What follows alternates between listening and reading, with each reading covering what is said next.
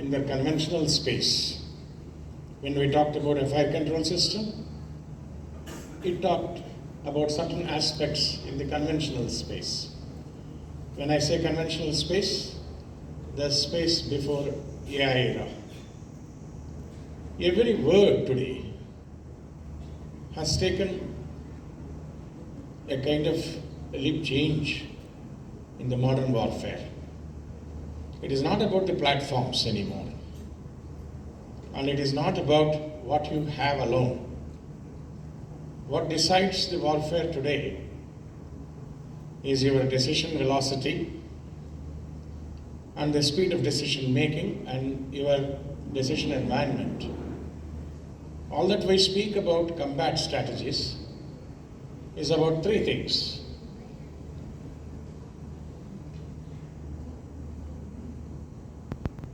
It is about three things. One is situational awareness. That is, you get to know what are various targets, what they are, how they are, what they mean to us in terms of a threat, and how do we decide about that threat. And the second aspect is that is observe, then they orient and decide. These functions are with reference to understanding this threat analysis completely, and that's about the AI today. And then, of course, based on the entire decision influencing system, decision management system, which is with the fastest sampling in the highest speed, with the various targets sampled, with the various threats analyzed in far more speed, not only classified, coded, it is also in fact pinpointed or fingerprinted with reference to what we should do. There is something called threat prioritization algorithms. There are several threats. How do we prioritize the various threats? How do we combat with various threats? And today, AI is also allowing us, it is not going to be a single platform, it is going to be a cluster of platforms that are going to be at any place. They are going to engage against the threats. The new model is, it is not isolated to any single platform. Way back when I joined, I'm talking about 78 and 80s. At that point of time, we had dedicated systems. There is an early warning. There is an aircraft that takes off Karachi that we used to do it by our early warning radar. It used to capture at about some 200 nautical miles. Then it used to come into our zone. So as it enters at a particular zone, we engage it by a tracking radar. And we continue to track it, and when it gets into a kill zone of a weapon, by the time the fire control system is giving the prediction about the futuristic position of that particular target, air target we are talking about, any aircraft, particularly a sonic aircraft, a hypersonic aircraft. So then we engage it, giving the future course. We predict basically what is the course and speed of that particular target. Then we give what exactly is the elevation, bearing and range which are required for the close-in weapon system, which is a gun mounting or a missile, and guide the missile, and then go and detonate it. It all used to be dedicated, one-to-one. Over a time we have understood the threats cannot be singularly with the dedicated sensors alone. There has to be a cluster of sensors. We have to have various sensors. Now I am standing here, think that it is a particular threat zone. There is a target like me. And you have an underground sensor, you have an aerostat, and you have electro-optic sensors, you have different radars. You have various sensors which give away this particular target and the information. And some give certain kind of information. The other sensors give different kinds of information. So you try to gather all this information and transform it into actionable intelligence, do the signal formatting, signal conditioning, deduplication, etc., and then convert that intelligence into the decision-making box, the second one. And there you try to sample all the intelligence in your various algorithms, combat algorithms, and come to a kind of decisions with reference to which you will go about the engagement. Engagement, of course, even today we have a human AI team. And sooner or later, in a complex warfare environment, it's going to be AI dominant. Human element shall be there, there's no doubt about it. It is the human behind the mission finally. But ultimately, the entire decision making up to the decision influencing systems will be artificial intelligence. We are at least about 2 decades behind. Whereas US, China, they have advanced. In fact, in the modern wars which are taking place at this point of time, their AI-based combat algorithms are experimented, verified, and being checked. In fact, the existing war scenarios which you are seeing, they are not for any kind of materialistic or terrestrial benefits. They are for long-term, professional, defense-oriented, advantaging requirements, particularly. They are to verify the AI-based combat algorithms. Very clearly, let me share with you. That's the fact. Today, there is a lot of AI involvement from the US, particularly, with reference to the war that is going on. So we have to catch up. We are still understanding how to use AI. And we have to go far beyond that. And what we have done is significant, understood, no doubt. But there are miles to go before we sleep. And there are miles to go before we sleep. So before I proceed, this word deterrence, you all are aware, deterrence means how do you dissuade your enemy? How do you inhibit your enemy? That is, we do not want him to get against you in any kind of rivalry or war. So what must be done in order to dissuade your enemy? That don't get in touch with me, don't entangle with me, don't fight against me, because you are going to have severe consequences. You are going to have severe repercussions. The repercussions of this particular war with me are not going to be easy. So therefore, think about them before you act. Like the other enemy nation has always coined, do not get in touch with us, we'll press the button and there can be a nuke against you. So that had been a deterrent factor. So this deterrence so far was always coined with reference to some specific platforms being available or some specific arsenal, specific kind of weapons. But today the understanding of the deterrence is entirely different. I am faster than you. I am going to be much speedier than you. I am going to be absolutely unmanageable. Before you think, I would have acted because I have AI-based strategic deterrence. So this is the kind of the strategic deterrence which we are talking about. It is no longer dissuading the enemy only with the minimum set of your platforms or weapons. You are dissuading the enemy with your AI, which is going to support you with the decision velocity and the decision management in the most complex the warfare scenarios. So we'll go ahead with this. The strategic perspectives on AI-driven deterrence, autonomous combat systems, escalation dynamics, and future war architectures. It's a very high-level strategic paper. You will find it on my LinkedIn columns, but let me explain only certain aspects of it. There are two words here. The first word is here AI-driven deterrence, and important here is escalation dynamics and future warfare architecture. We are describing about what's going to be the war, perhaps in the next generation, not what is going to go on today. If India is going to act today, this will not be there. Certainly it will not be there. It is still far more conventional alone. But we have to travel into that area, no doubt about it. And the forces alone cannot do. The entire industry has to invoke themselves into supporting the forces. Next slide.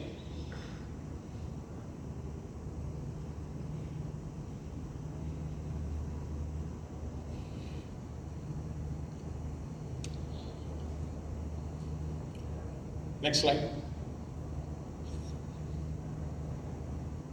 This, the strategic thesis is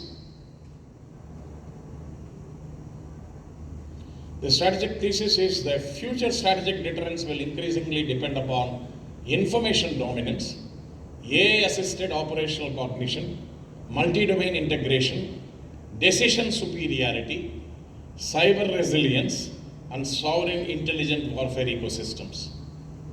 Sovereign means exercising the superior power independently without being influenced, without being controlled by anyone. That is, your decisions become autonomous and they are absolutely sovereign in nature. So our warfare is going to be in futuristic warfare. It is going to be sovereign intelligent warfare. Next slide.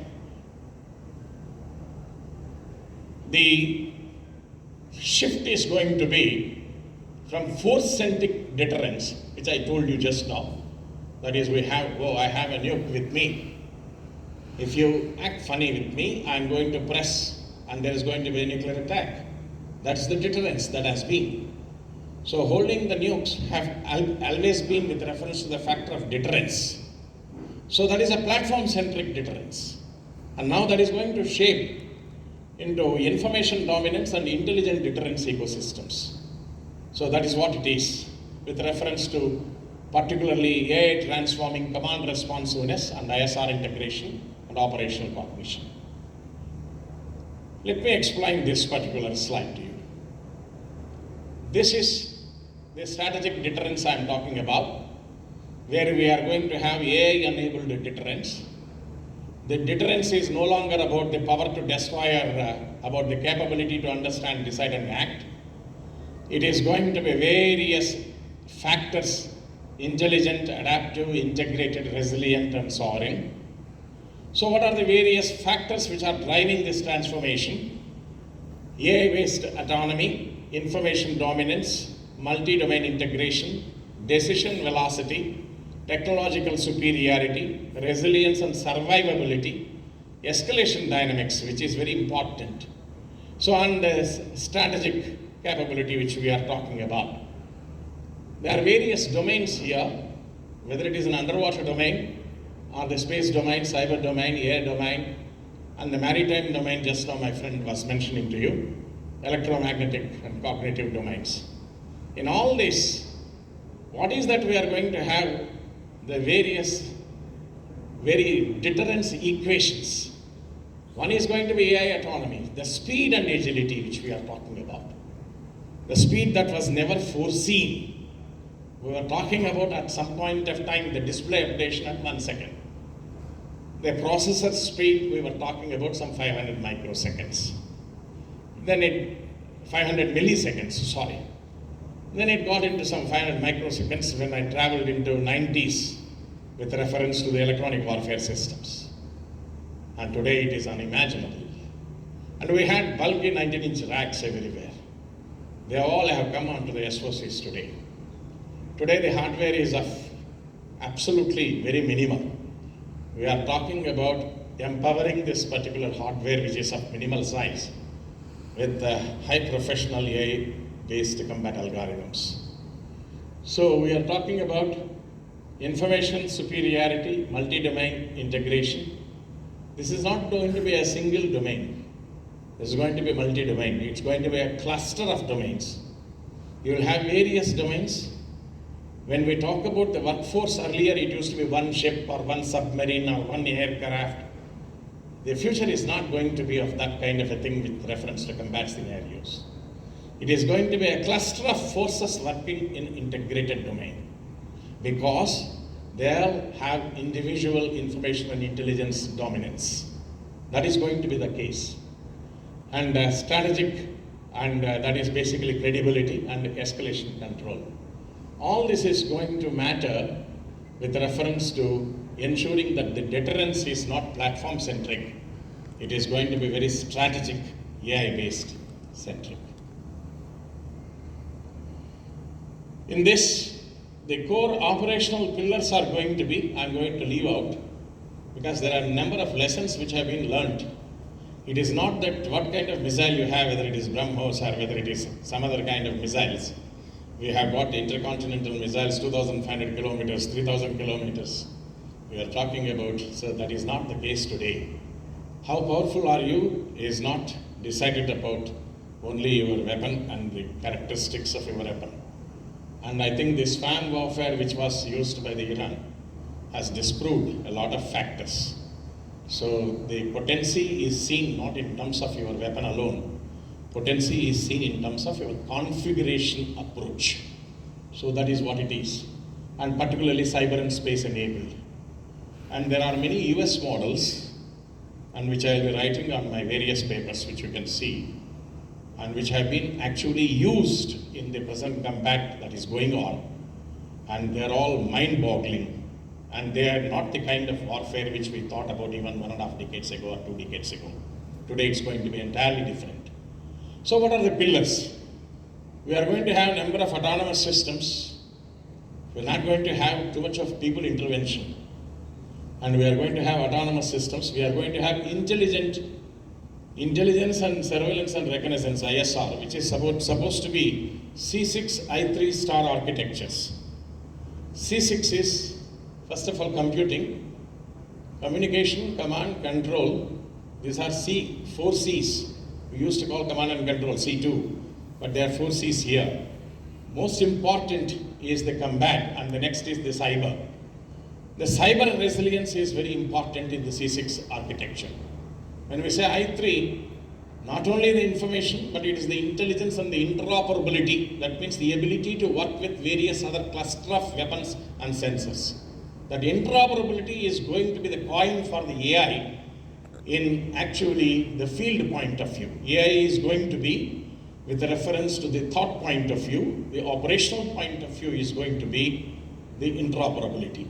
And then when we say STAR, it is the surveillance, target acquisition and reconnaissance, of course. So this multi-domain integration is going to be the one. I'll give you one more slide which will explain to you.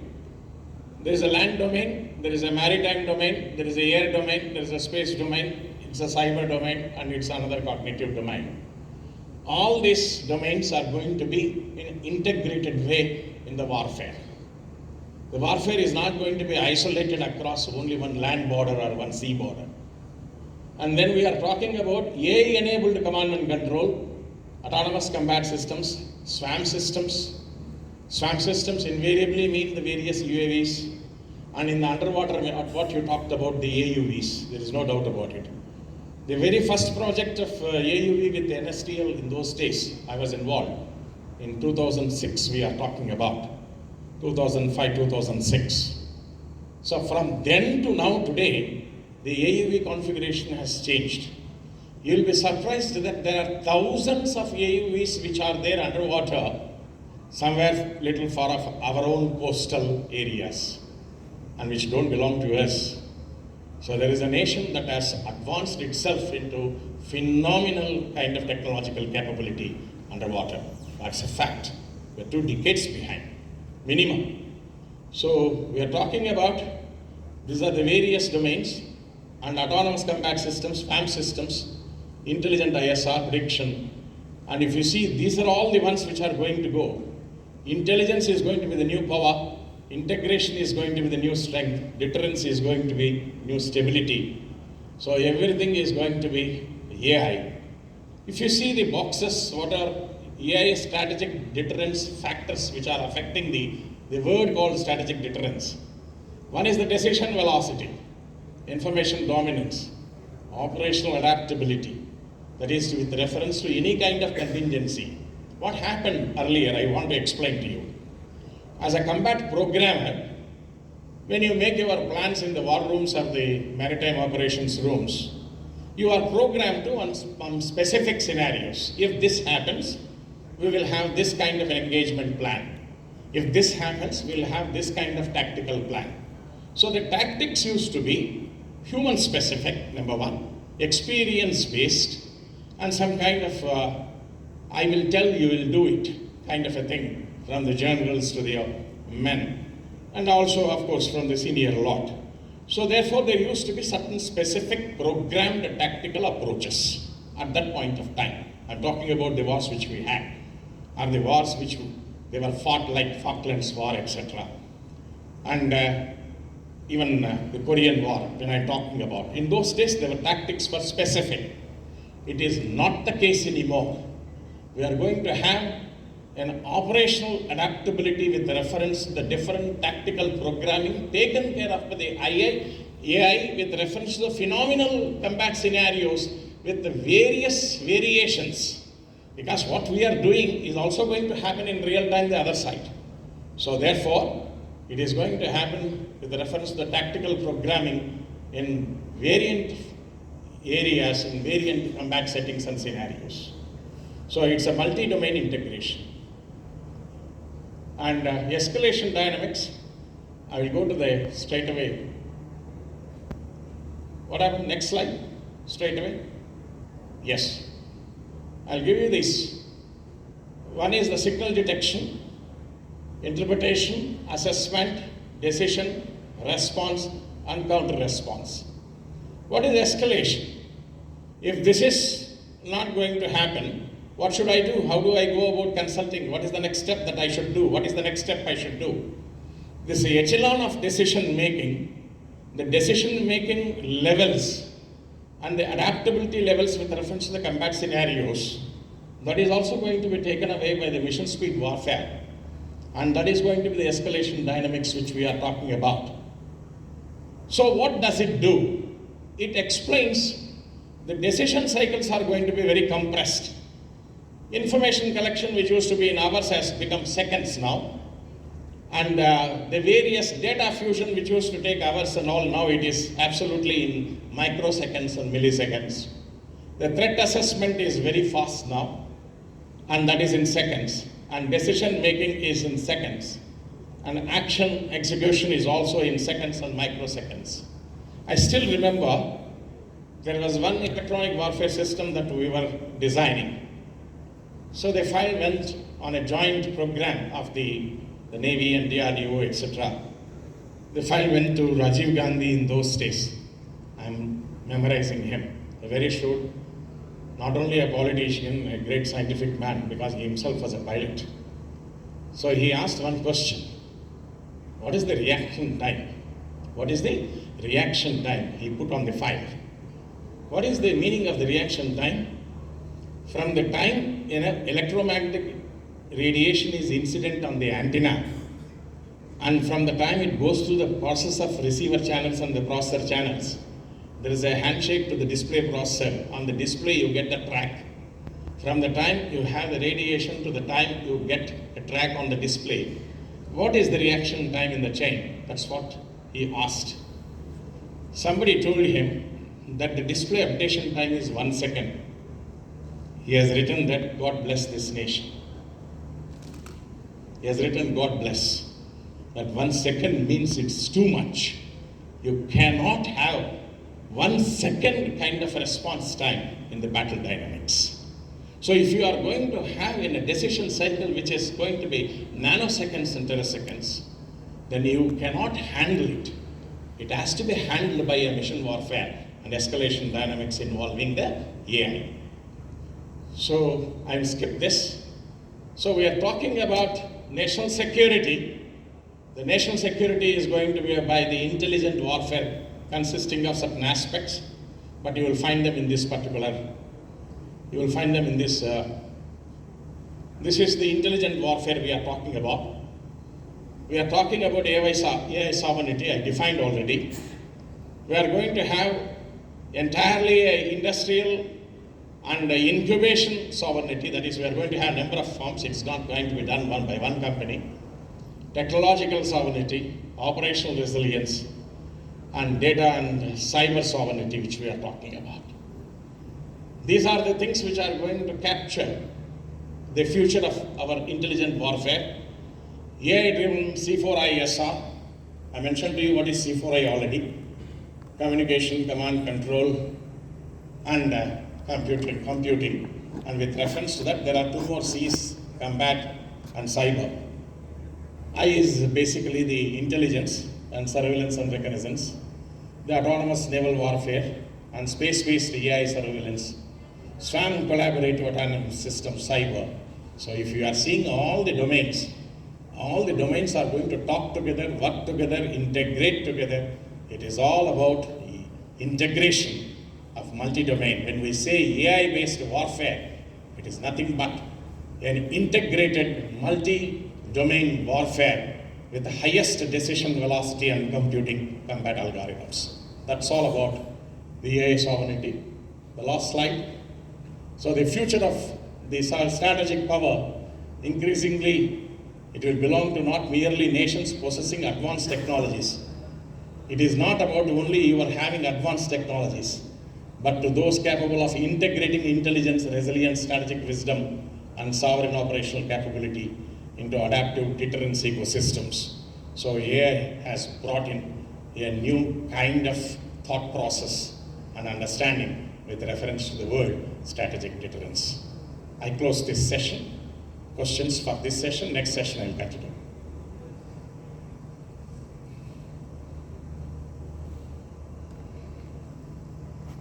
Can I have some glass of water? Some water?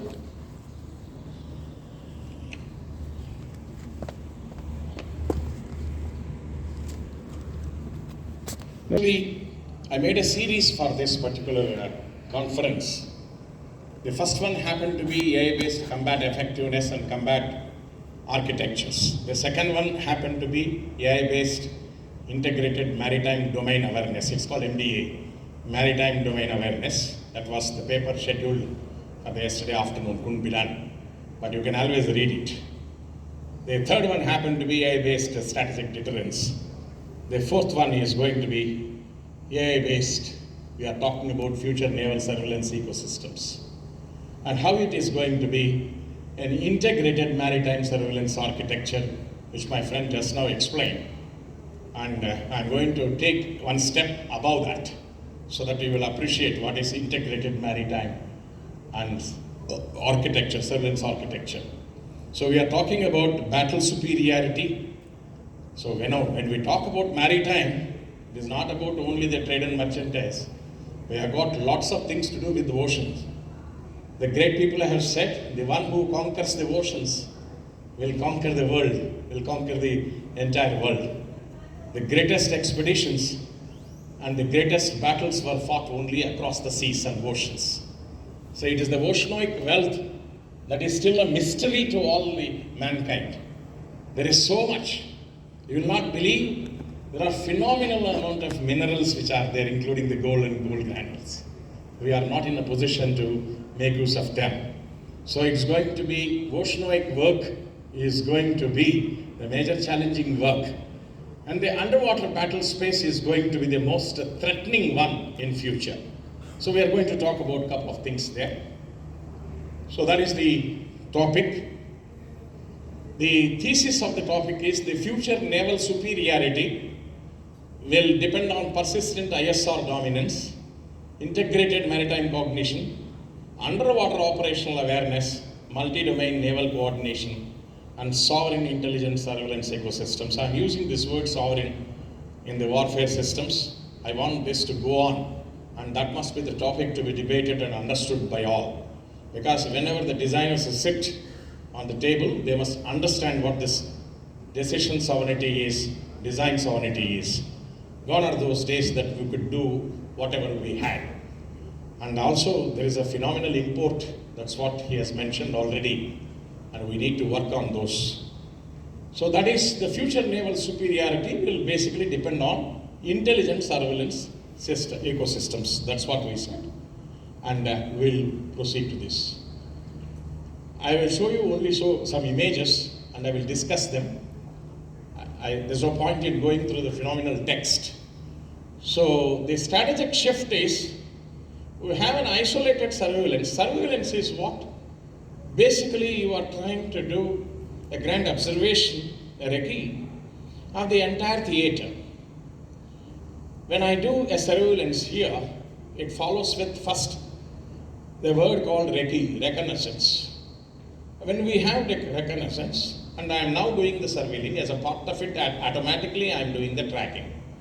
So when I combine these words, reconnaissance and tracking, and then extend it to following it with reference to the intent of engagement, then that comes as a surveillance figure.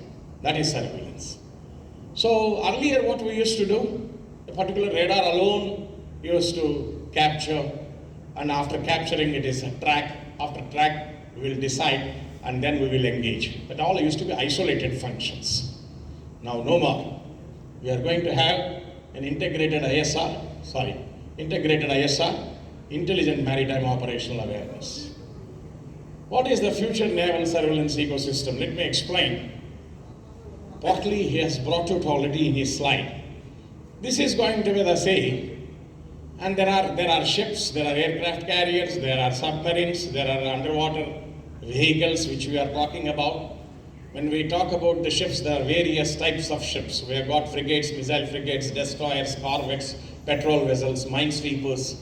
We have talked about fast attack crafts, seabed defense boats. We got phenomenal classes of ships, and all those ships. And their air platforms.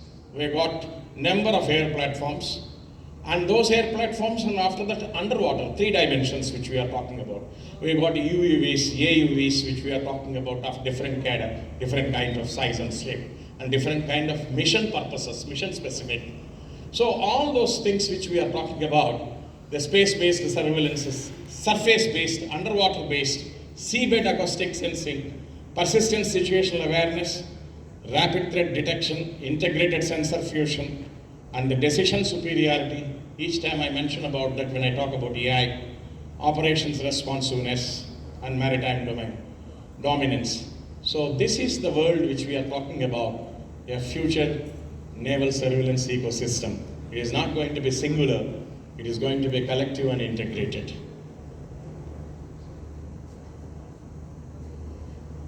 The operational pillars are going to be, you are going to be called upon to have far and more underwater awareness.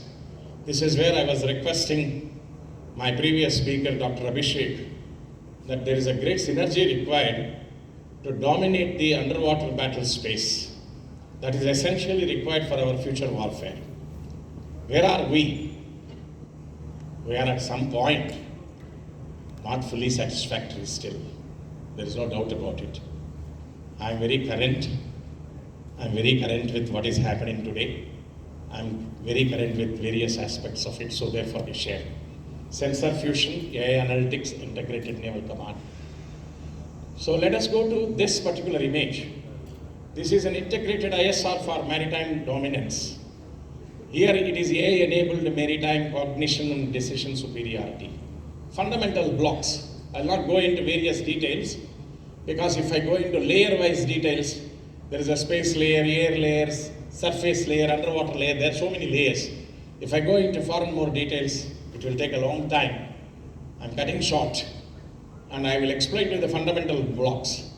There is going to be a data availability, data ingestion, sensor fusion. That is going to be the sensor fusion.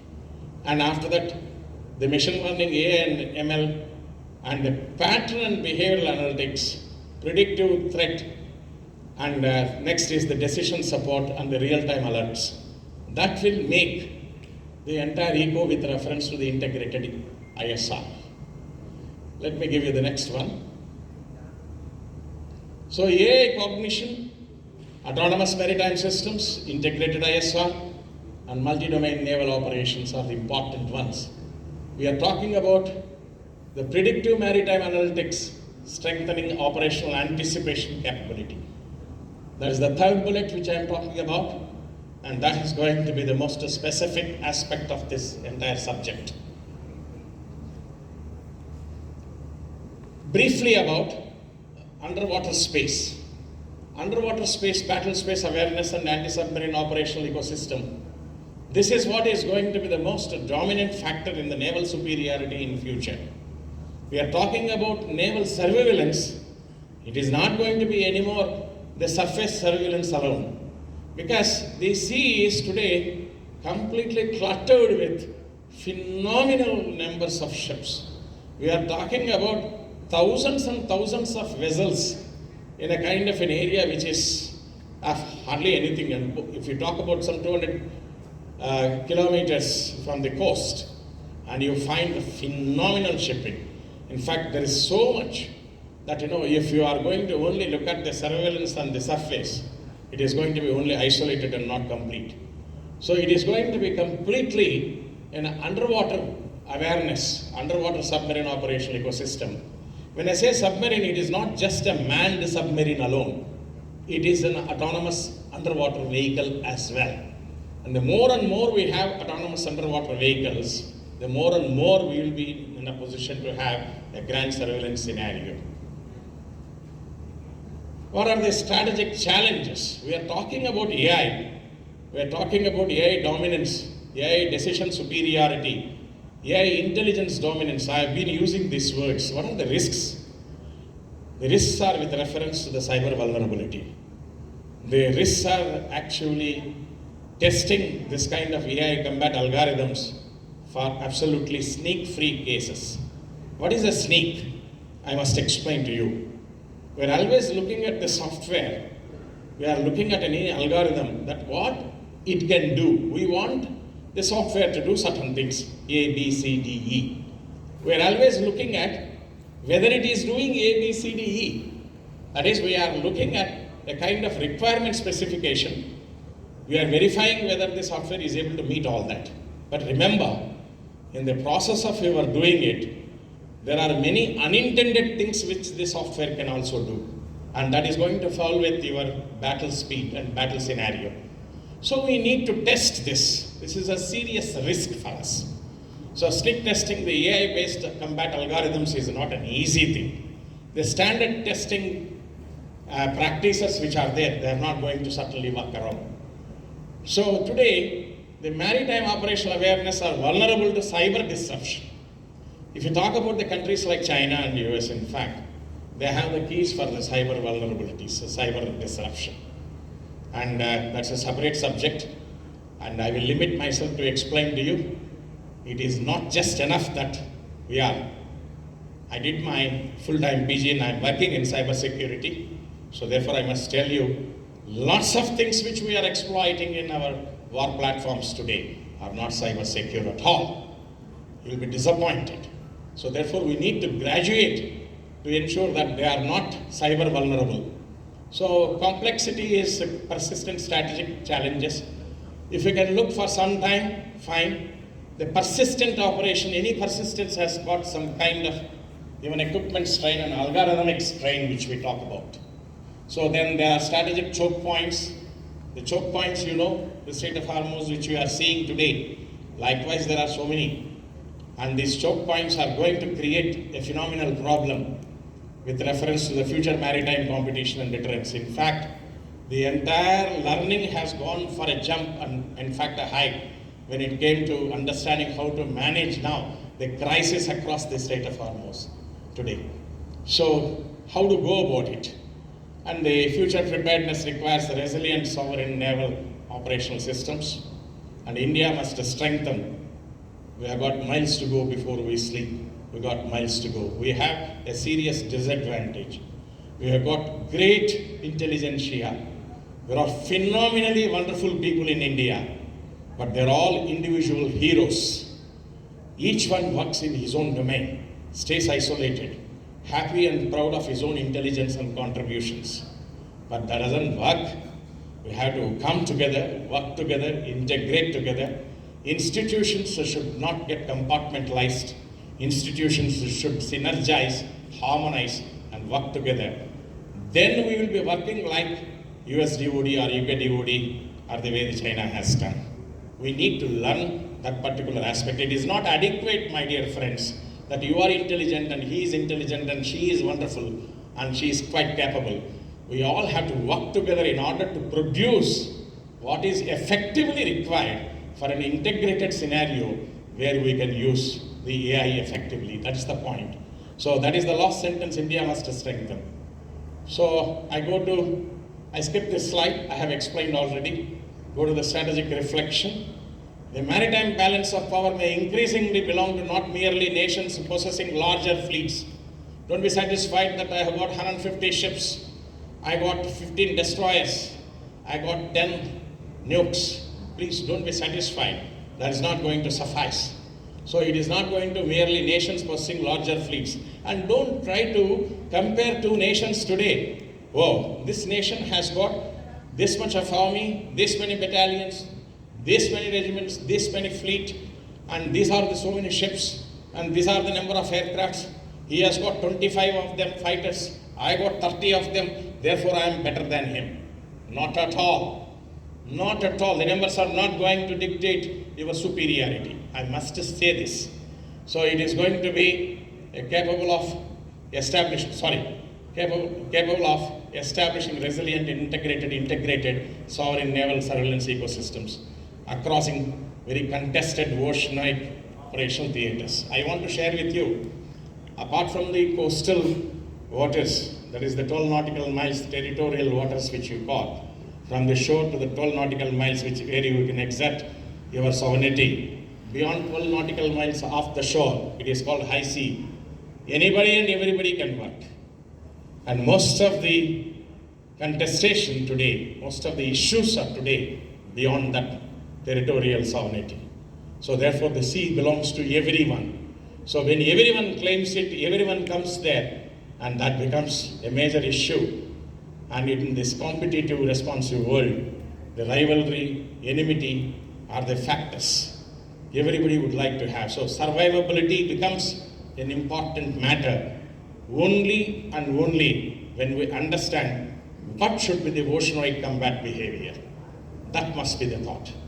So my reflection finally is, it is not going to be a larger fleets. It is going to be capable of establishing only intelligent, integrated, sovereign naval surveillance ecosystem across the contested oceanic operational theaters. Thank you very much. I finish here. Questions, please.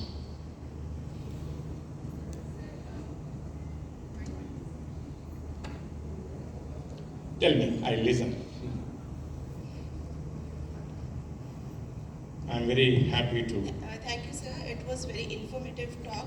I just had one curiosity, that you mentioned about the communication dependency, and you also talked about the constellation, right?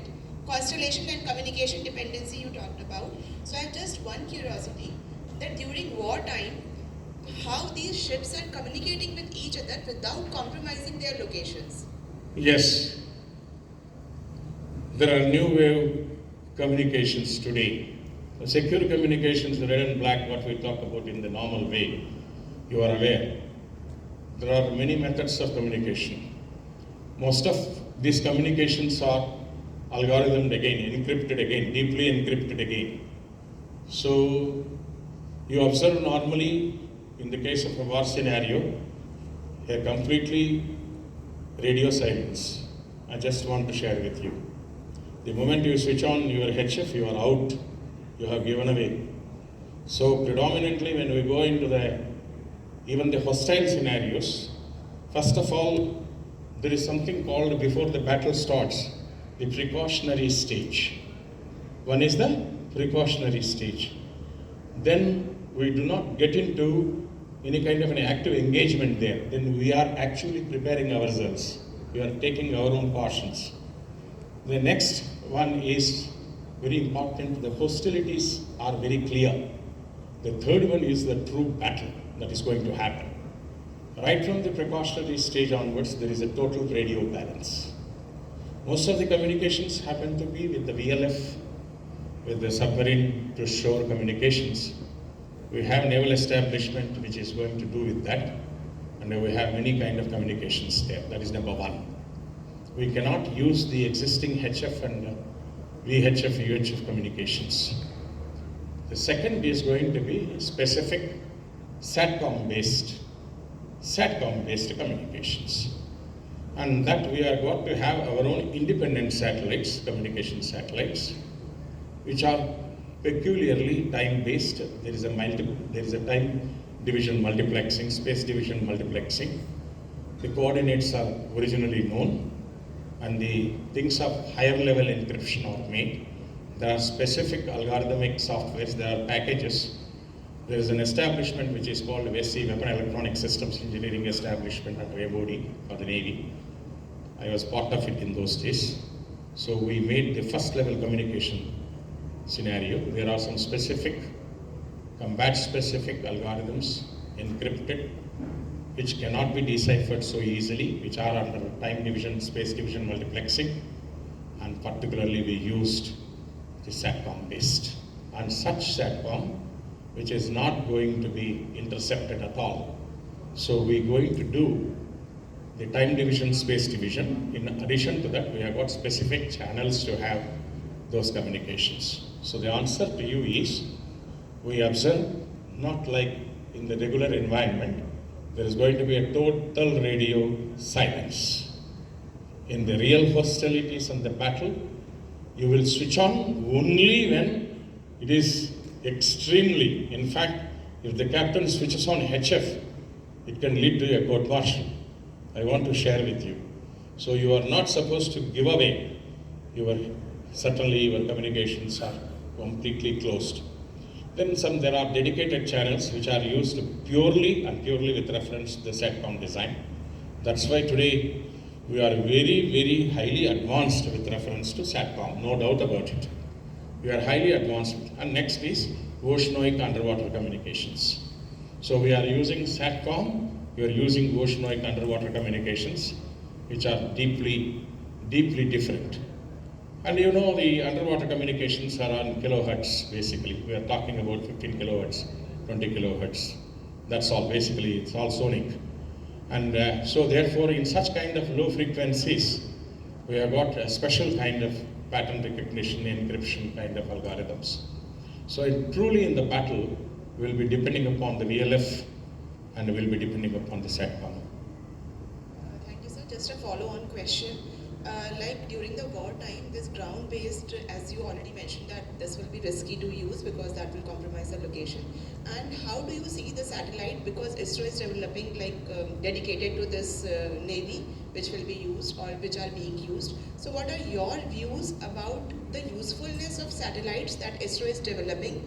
And if I can ask the limitations as per your perspective, whether there are any limitations that you want in the future generation of the satellites that Navy is using in the current time, whether you, if according to your thing, what are the limitations that we can address in the next gen satellites dedicated to Indian What's your good name, ma'am? Shweta Sharma. I am from Indian Space Research Organization only, Space Applications. I am very impressed. You have got the right question.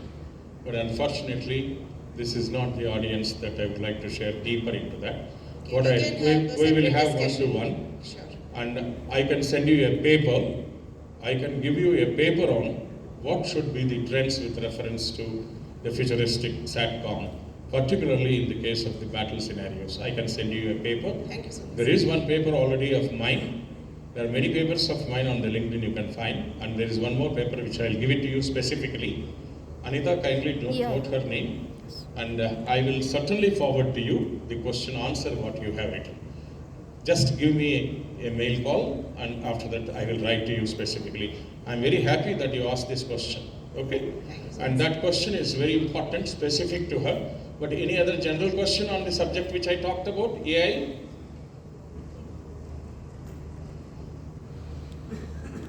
I'm finished. Sir, good afternoon, sir. I just want to, what ma'am was just asking about the satellites. I have one more question, sir, regarding the first one she has already put up regarding the secure communication. I have a point, sir. What we face in our actual scenario is 24/7 real-time surveillance of our EZ.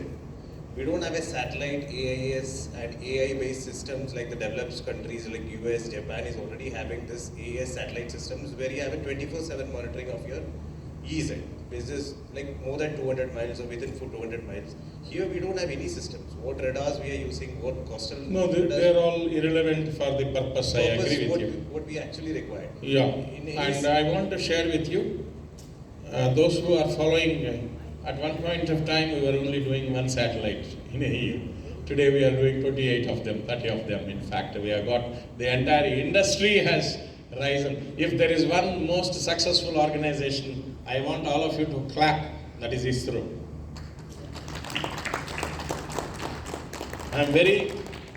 proud of the fact that I'm born in Neptune, where ISRO-like an organization is there. I have visited, I've seen NRSA, I've seen ISRO.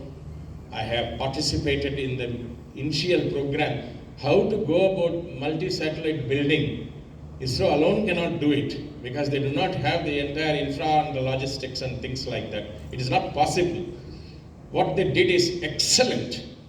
And it was in about 2010, around that time, I was very much active in working with ISRO in terms of industrializes the satellite building program.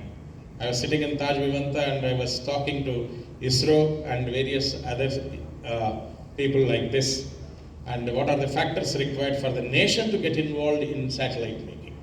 Now coming to your specific question, there are satellites. They are very, very operationally secretive. There are some of them which are used by the only intelligence organizations. Only they have their MORs.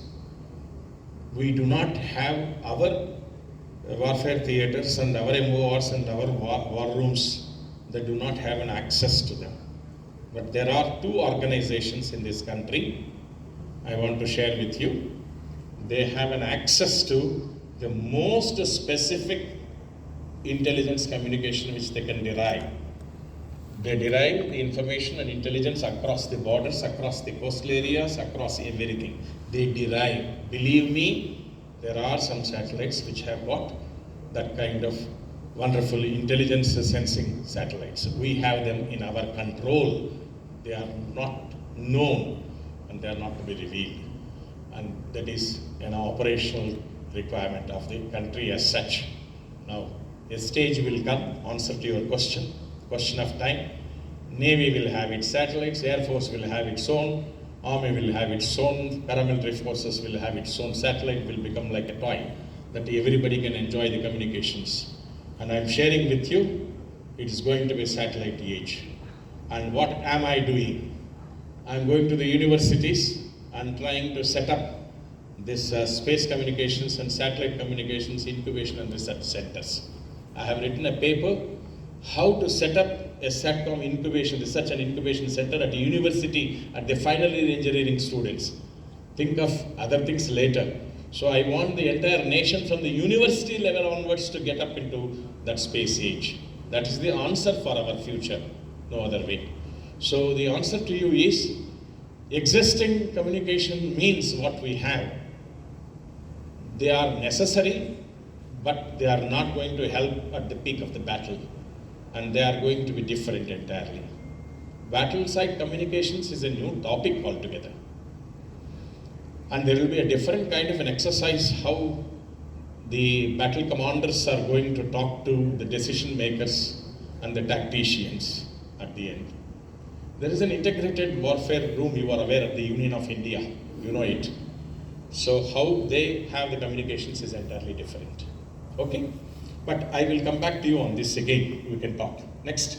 Sir, sorry, one more question, sir. The real time we are facing GPS spoofing and AI spoofing. What is the counter side from counter AI from our side, sir? Yes, it is a vulnerability.